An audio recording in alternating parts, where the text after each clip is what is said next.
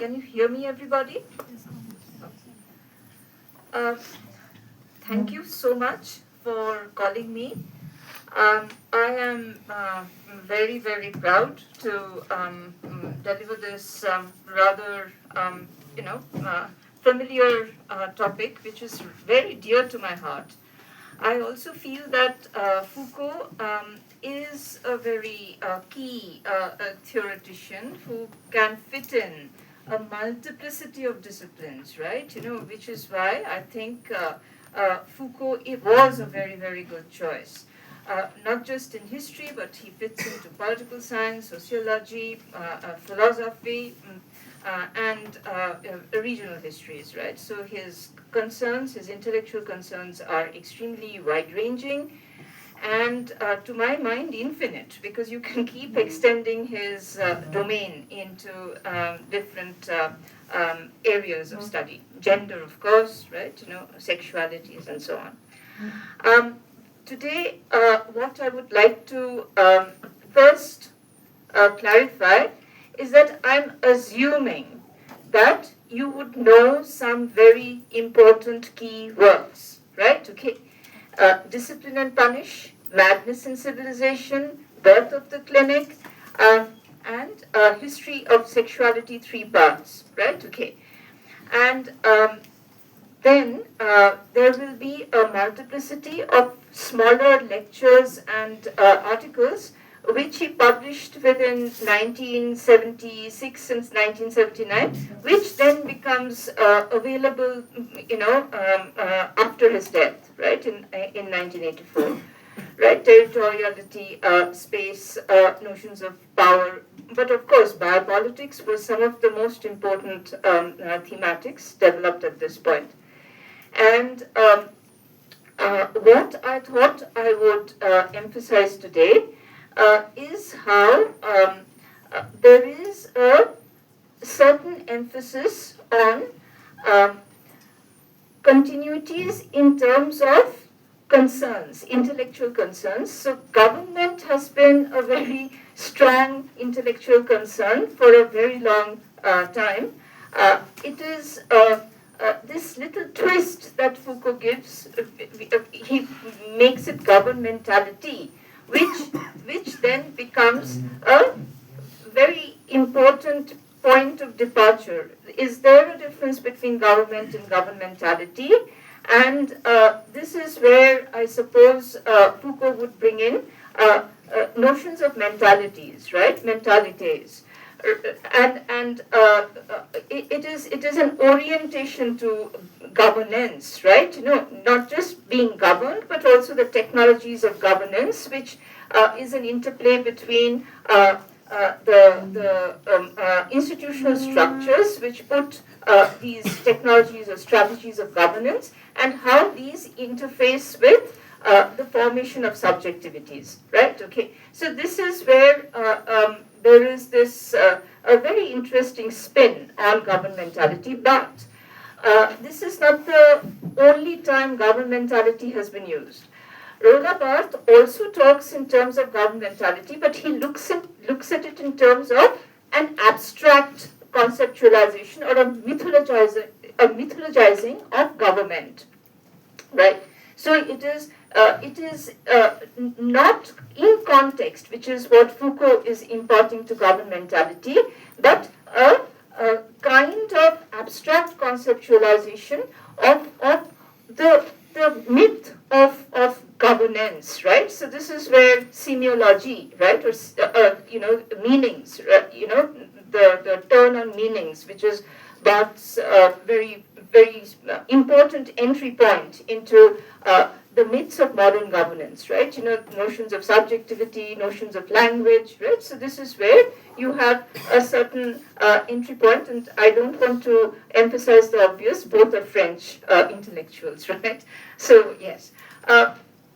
Foucault also comes out of a very strong Marxist tradition. He was taught by Louis Althusser, right? Okay, and he was, of course, also taught by yet another philosopher, Georges Canguilhem, who was a philosopher, right? Okay. He was also in touch with some of the most important philosophers who dealt with language, formations of the self.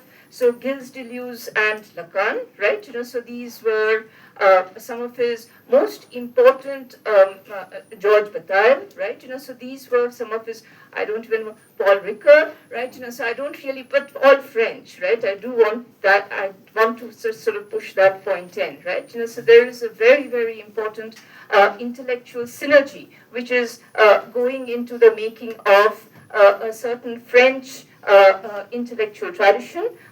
Pierre Bourdieu, of course, very strongly Marxist, but also fitting into this slightly, we will talk about if there is time in the question and answer session, right? So, there is this coming together of different very powerful French thinkers. I don't want to push people like Jean-Paul Sartre, but they're all, please do remember that they're all coming together more or less in some of their most powerful projections of intellectual analysis coming out of Algeria and the French colonialism of a very different culture, right? Okay, so this is where you will have even Pierre Bourdieu, a strong Marxist, thinking in terms of cultures which do not quite agree with the context of capitalism, right? The logic, the rationality of capitalism, right? So this is where you're actually having this explosion of different ways of thinking about both the self. George Bataille is all about the self escaping institutional structures, right? So even his intellectual, his contemporaries thought he could sometimes be shading into uncomfortable pornographic, takes, right? But he was about freedom of the individual and a kind of very subversive turn on individualism, right, which did not fit into any institutional structure, right, and Foucault is just the opposite. He comes at governance and governmentality through an institutional exposition, right? So this would be the difference between people like Sartre, people like Simone de Beauvoir, his contemporaries, senior of course, who are talking about selfhood. And you have Foucault, who is talking about an institutional understanding of the formation of the self, right? So it is not the interiority of the self, but it is the external external forces which work on how the self is produced, right? So this is where there is this very important, shall we say, synergic energy that is being produced precisely in the 1960s, 1970s. All right. So with that brief introduction, let me very briefly take up the themes which underlie Discipline and Punish, Birth of the Clinic, Madness in Civilization, which is a juridico-discursive concept, right? The history of sexuality, on the other hand, is actually a ethical project, right? The ethics of the formation of the self, right? So there is this. It is a slightly later work, set of works, but this is going to be the shall we say the difference that his earlier works and his later works set up. They are obviously continuities. There are obvious continuities, but there is also this deeper understanding of the processes of the formations of the self and a larger institutional macro macrogrammer, right? A larger macro narrative, which is looking at how institutions change over time, right? So this is going to be madness in civilization, discipline and punish, and birth of the clinic, right? So these are a set of three, and then you will have the next set, which will be notions notions of sexualities, and of course, ethico-moralistic discourse, set of discourses, where care of the self, uses of pleasure are all kind of being, archaeologically unearthed in order to look at breaks, right? Very, very clear breaks. Okay. We also must understand that Foucault is coming with his questions from the 20th century perspective, all right? He is looking at a 20th century present from where he is projecting some of the queries that look at what actually leads to the kind of state which is what the West inherits. It is, again, I would like to emphasize this, it is very, very clearly a French story, right? Okay. It is in its slightly broader context, it can be the story of a classical construction of modern Europe, right? Okay, a classical. So he does have a very simplistic straight line, which he kind of inserts into classical European heritage, right? From where then he picks up some very important hiatuses, right? A set of very important gaps, which he then uses to analyze the modern European, how shall I put it, obsession with heterosexuality, normative sexualities, and so on and so forth, right? So this is what we are going to look at as the juridico-discursive concept, and this is where he is going to have two very important terms, one which is institutional setup and the other one which is the most important set of knowledge systems which will engage or which will draw in a certain truth claim, right? A certain very important. So this is I think some of his most important insights. One is that there is a larger dominant discourse coming out of institutional ethical moral structures, which will establish something which is a claimed truth, right? This is a knowledge system which is somehow acceptable, right? Somehow fitting into everyone's understanding of what the institutional structure and the the orientation of the self acknowledges, right? So this is true.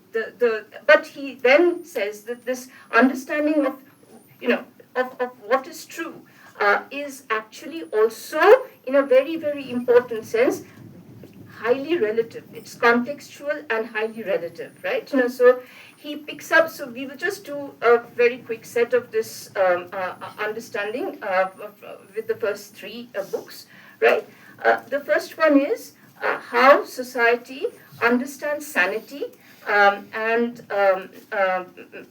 we will call it the mad. So Foucault does call it madness, but then he says that there is a very important modern concept of sanity, which is looking at a productive human being. We will come to all this later on develop into biopolitics. So these are some of the stepping stones of his understanding of a juridico-discursive concept, right? Okay, because this is coming out of notions of jurisprudence, also notions of what the state, what the intellectual orientation of the dominant discourse is moving towards.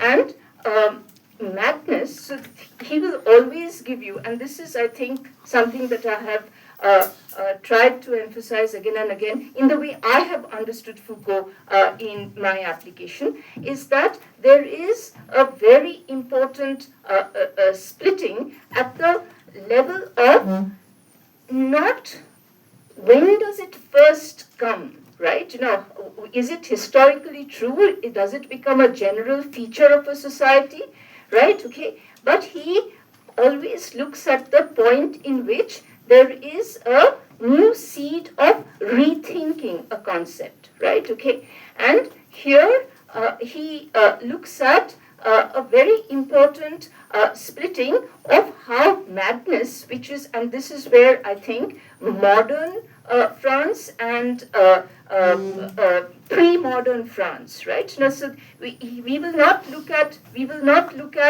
whether pre-modern French thought continues into the modern French thought. Foucault will say that's historians will say that that is ahistorical, that is not really historical, right? But Foucault will say that, or rather Foucault would have argued that historicity and context is not the relevant point here. The point is, when does individuals begin to think differently, right? At what point does this concern about madness and sanity become a dividing point between organization or order of a society? Are people always thinking in terms of a kind of engagement with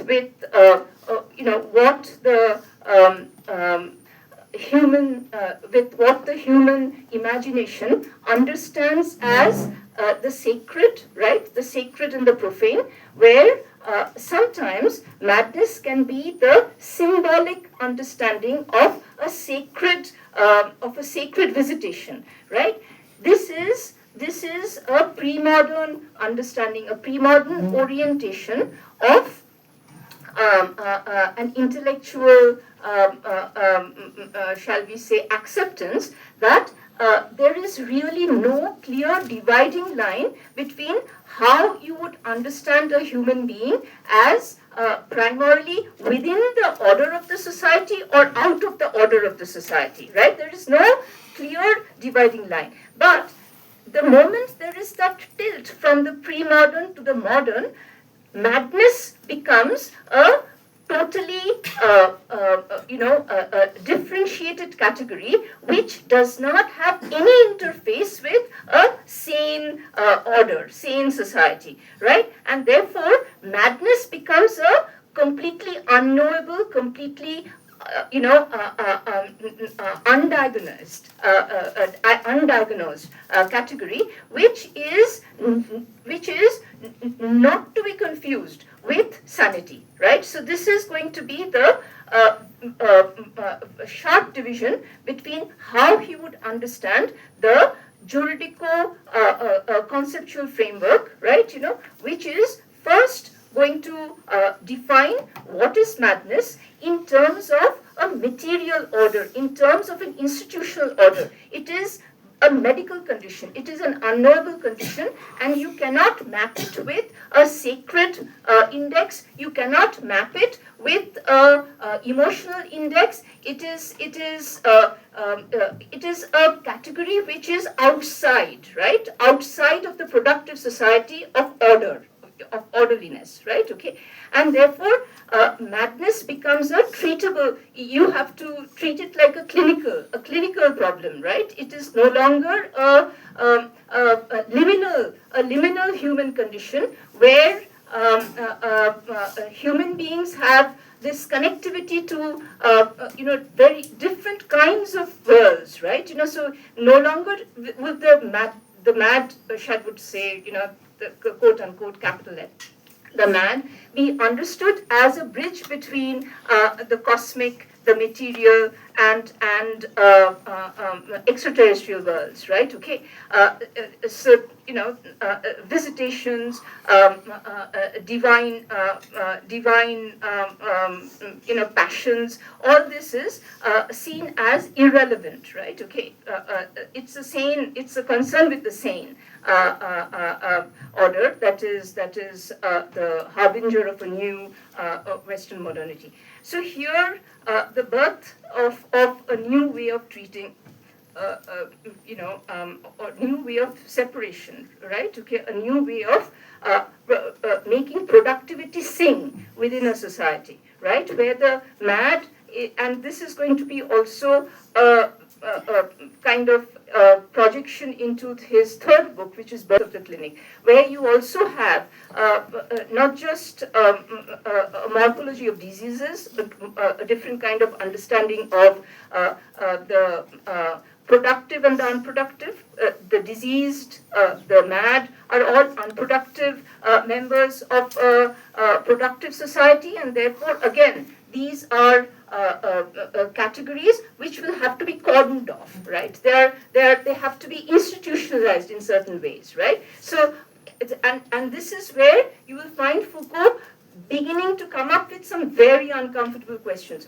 Since when would the Western social structures, juridico normative concepts, begin to understand old age, begin to understand the mad, begin to understand the diseased as medical conditions which have to be separated, which have to be cordoned off from the main body of society, which is productive, which is shall we say, a resource for the state, right? Resource in a very scientific manner of speaking, right? A resource of the state, and this is where he is also beginning to understand, unlike other, say Roland Barthes, who is looking at governmentality as abstract concept, Foucault is looking at governmentality as this institutional,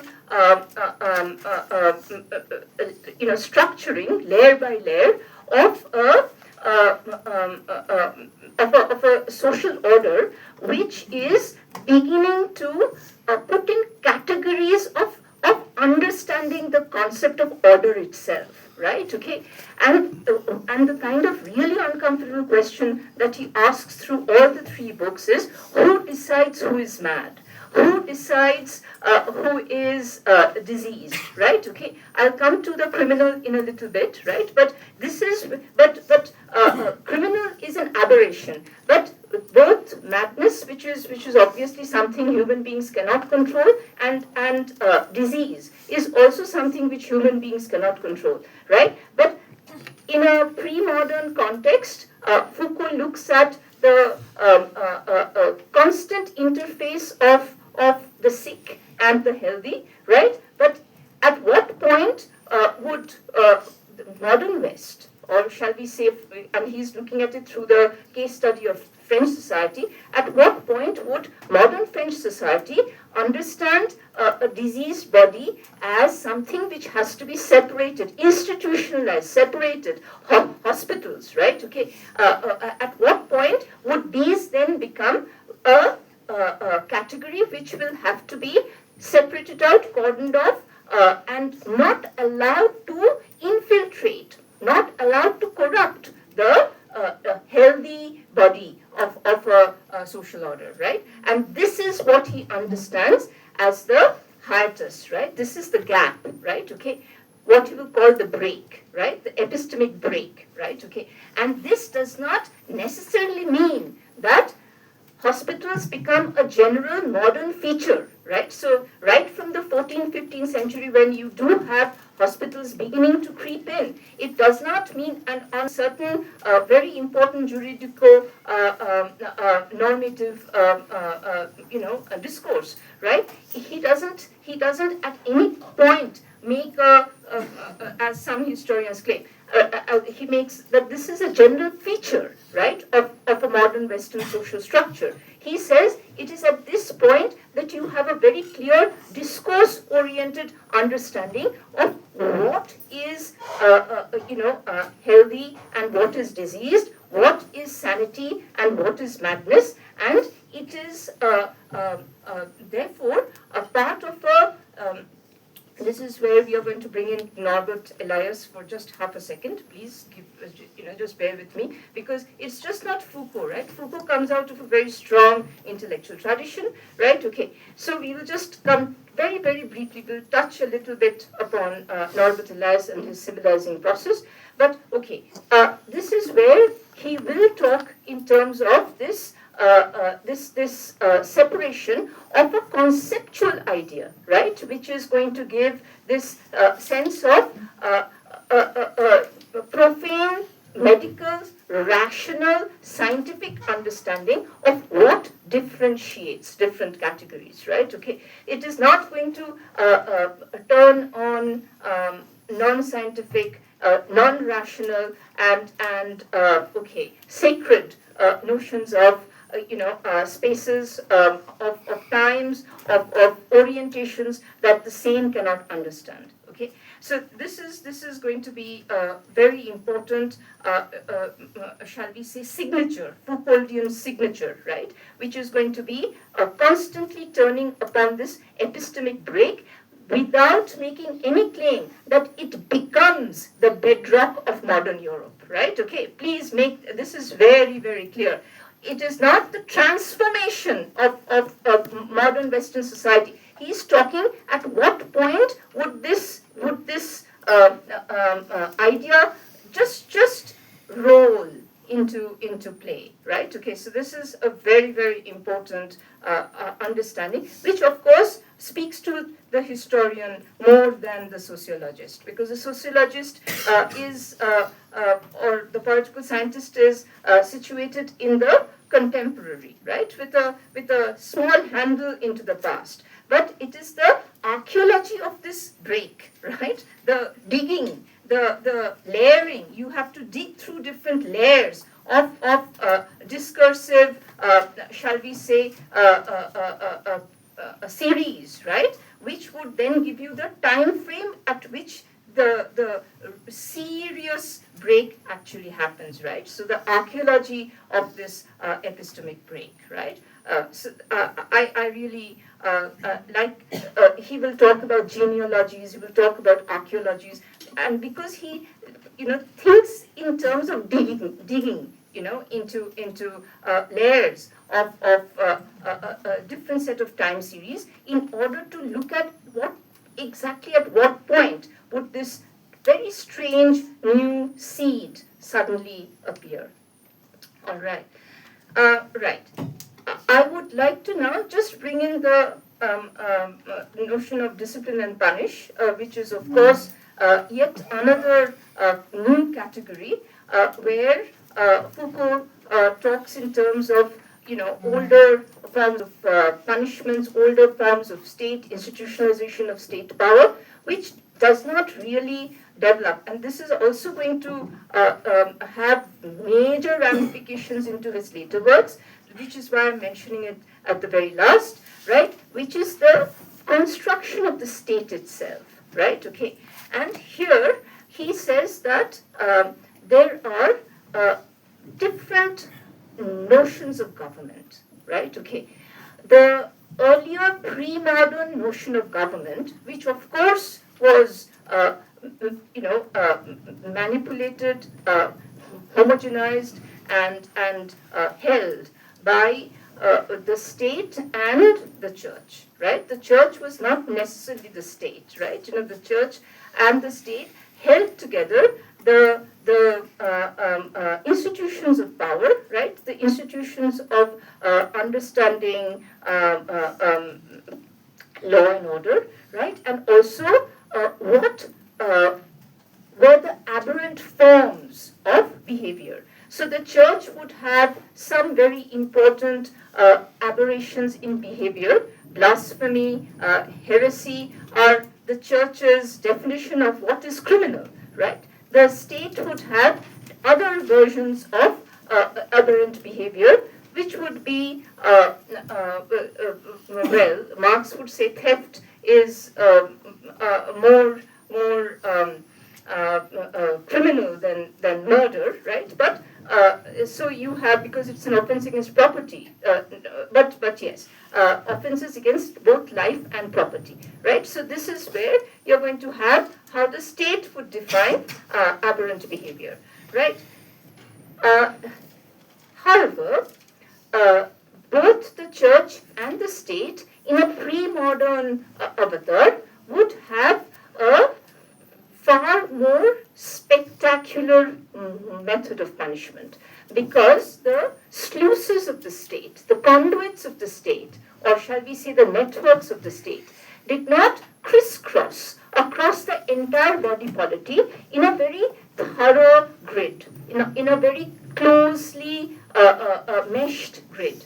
The mesh itself was open-ended. The mesh itself was gridded in a very loose way, right? And therefore, the larger mesh, the larger net, right, allowed quite a lot of, shall we call it, illegalities to escape, right? Whereas a property-oriented, a conscious state which was very mindful of the importance of property and mindful of the crimes against life, which would question the state itself, right? So this is where you begin to have this very important shading of a pre-modern Western notion of the state, which is shifting into a modern understanding of a closely gridded state, which is very, very methodically putting together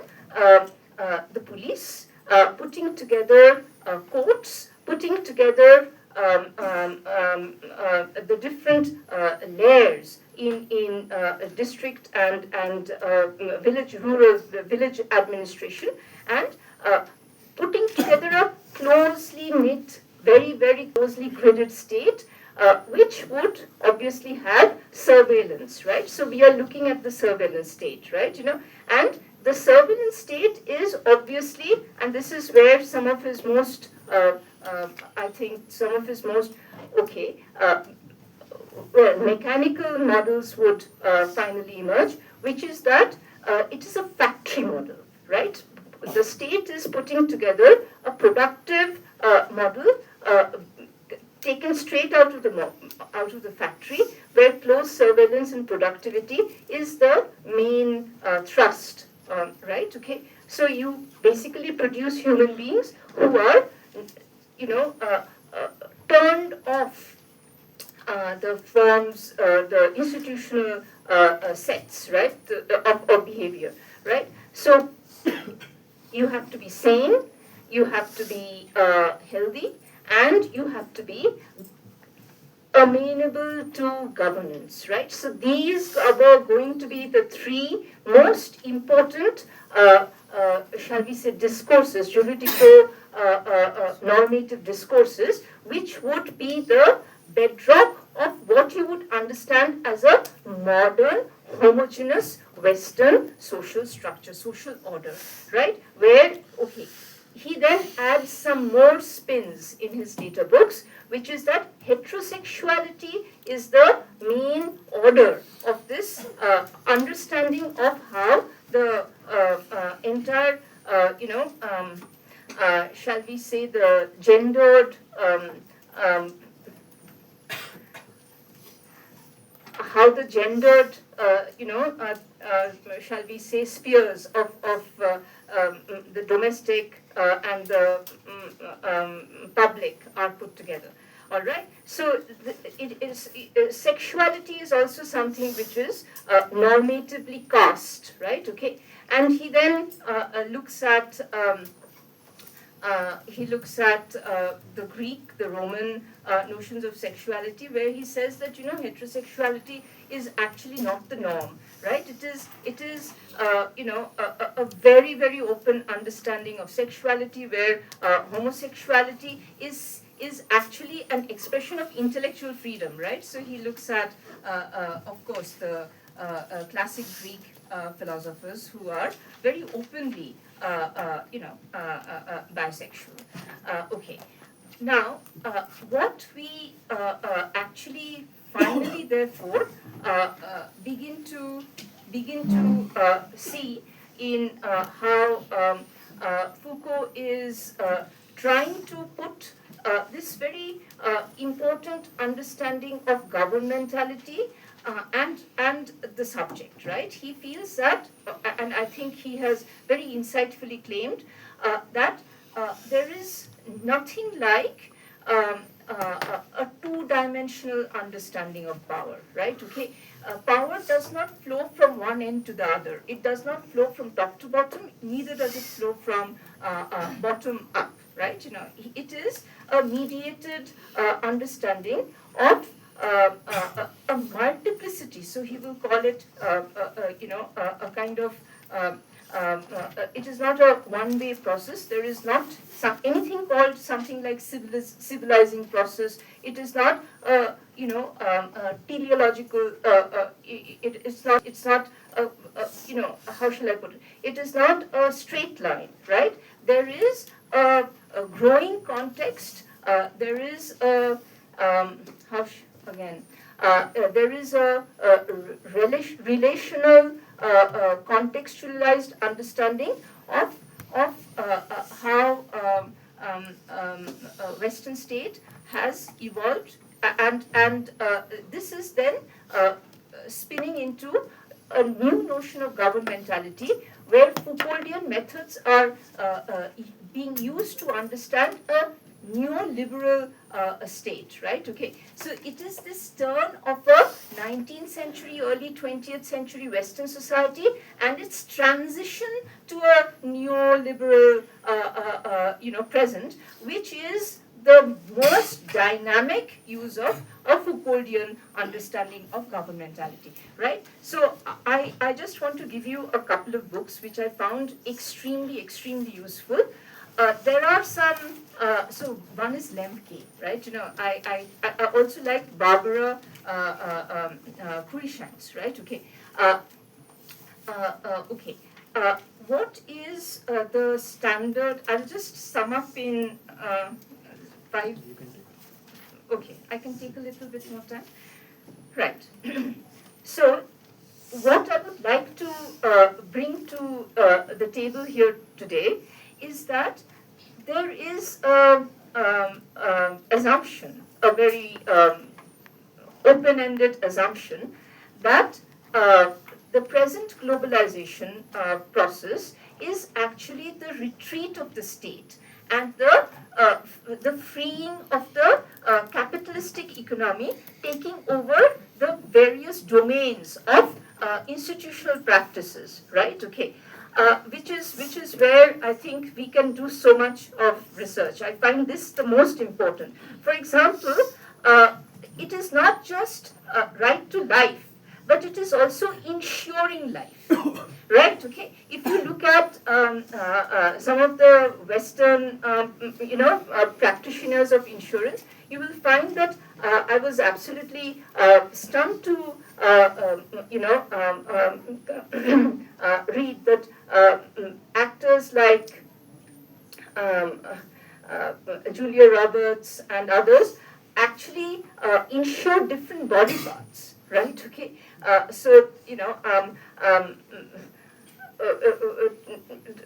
in a slightly comical way, breasts, backsides, everything is insured, right?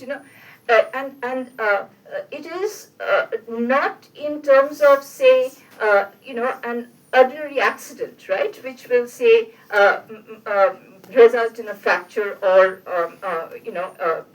some kind of a hurt, injury.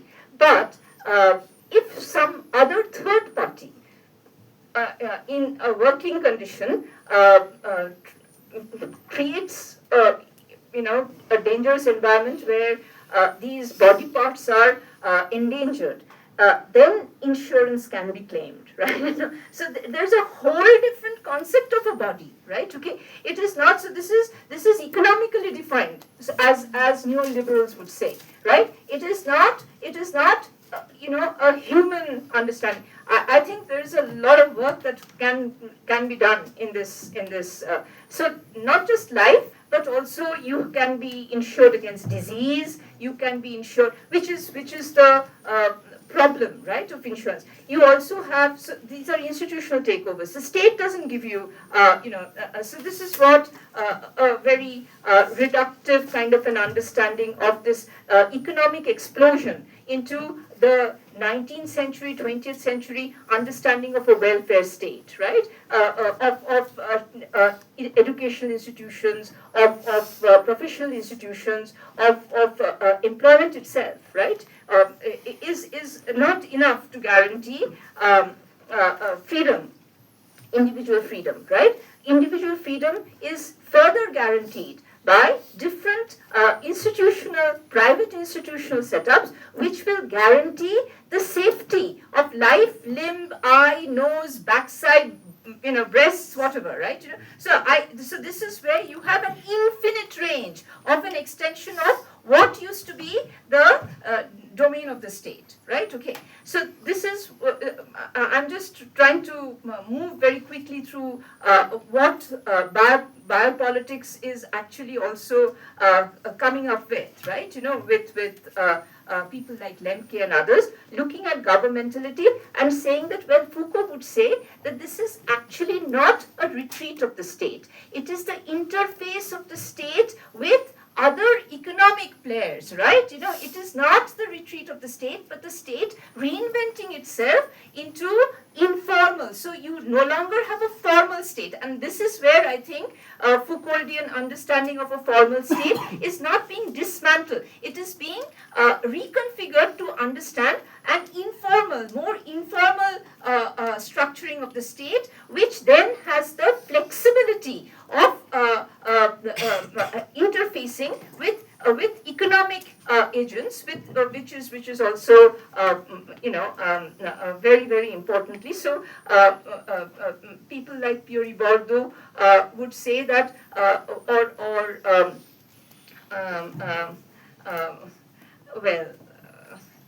Arjun Appadurai, who would be taking a slightly different position. So let me just quickly do these very quickly. So Pierre Bourdieu would say that this is an implosion of economic actors into the domain of politics, right? So remember, he comes from a Marxist intellectual frame, and there is a very, very important assumption that this kind of capitalistic takeover is manipulative and quote unquote wrong, right? There is this very clear assumption that there is a right and a wrong to a neoliberal approach, right? Where capitalism is actually the manipulative par excellence, and it is taking over these domains of the state and making sure that, and I'll just quickly do Barbara Crichton because I find her argument very interesting, where you will find that this takeover is actually the final freeing of the individual, neoliberalism, right? The freedom of the individual, right? And so you have Barbara Cruikshanks, who is giving a further spin on this. She is not talking about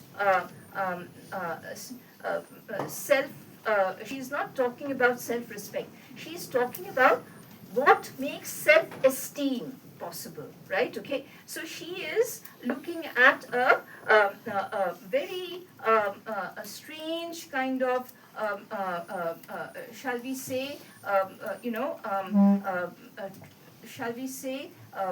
privileging of enhancement of self-value, notions of freedom, choice, right? Okay, and puts these as the most important individual pursuits, right? And this is where I think neoliberalism is, I would say, and I think it's a very seductive kind of a take. It is putting an individual, so individual, the frame of the individual. It is no longer having these larger concerns of class. It is no longer having larger shall we say, concerns of justice. It is not looking at the larger concerns of rights, right? Okay, because these are aggregated and handled by the state. Instead, they're turning it, right, and turning them into individualistic pursuits. And given the fact, so this is where globalization would also come in, right, where you no longer want to see the why globalization is possible, but you want to disaggregate globalization and look at what it does, right? Okay, so you no longer want to look at the logic, which is kind of putting the a capitalistic structure in place, turning economies into spaces where there is, so David Harvey again, right, typical Marxist geographer, who would say that, well, the entire globe is actually structured. It is structured right from the very beginning, when the Western, capitalistic system took over this shall we say, the international trade, and began to turn it towards the advantage of the Western nation states, right? Okay, and after that, whichever country joined the global network would always do it with a certain disadvantaged position, right? Okay, so this is something that Vikramaditya was also saying the other day, right? And this is where I suppose the neoliberalism will not look at class interests, will not look at these supranational, shall we say, markers, right, which actually is grossly asymmetrical, right? Instead, it positions the gains to the individual, right? Okay, and this is where Foucault would possibly be useful, because Foucault would again turn it back into the larger matrix of what makes this particular individual again shade back into a context which is looking at power, which is looking at a different understanding of shall we say, identity, which is looking at understanding of an institutional network, institutional structure, instead of just this hungry individual, to turn it back into an institutional matrix, right? Okay, this is something which we which we can possibly take up in the question and answer session.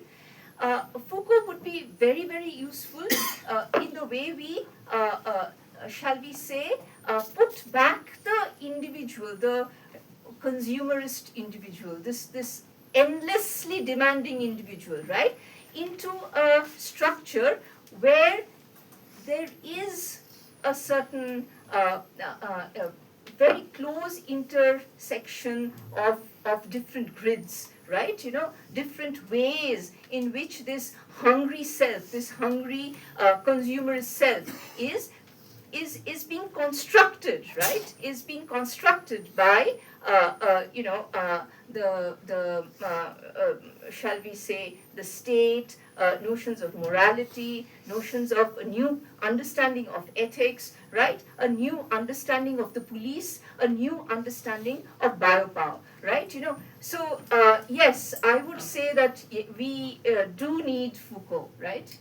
Even more than say mid 20th century. Okay, so can we have? Oh, I'm sorry. I didn't want to rush it, but there is so much that I have done here, but I will not be able to. Let me hear the questions, and once I hear the questions, so insubordination is a very important choice of the subject, which is what Foucault is going to talk about. We are going to look at the. So these are the questions which I thought I would bring up. The audacity of the subject to expose oneself to the institutional mechanism of control, right? So so this is the understanding of individual risk, right? Okay, individual understanding of a voluntary insubordination, right? Okay, then which is obviously going to come from a very different notion of the body, right? Okay, so these were the kind of questions which I thought I would bring up, but I don't really have that kind of time here. But if you ask questions, perhaps I can field you from there. Thank you so much.